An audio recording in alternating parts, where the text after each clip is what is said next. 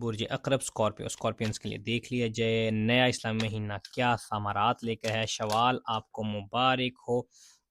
इस पूरे time period के अंदर देख लेते हैं आपके लिए क्या रीडिंग आई है।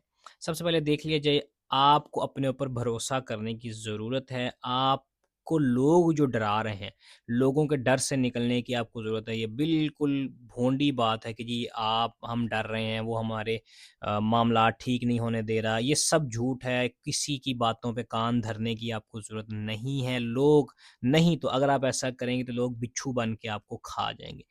ईज़ी पीज़ी लेमन स्क्वीज़ी आपको रहना है, सुकून करना है, ख़ासकर आपका दिल जो नरम है, अपने दिल के इर्द-गिर्द घेरा डालें, अपने दिल की दीवारों को ऊँचा करें। इमोशनली आपको स्ट्रॉन्ग रहना है इस पूरे टाइम पीरियड के अंदर। इस पूरे टाइम पीरियड के अंदर देखा जाए तो आप अपना काम करने के लिए काफ़ी हैं, किसी और इर्द-गिर्द किसी एरू-गैरू, नत्थू-गैरू को लेने की ज़रूरत नहीं है, आप अपना काम खुद कर सकते हैं।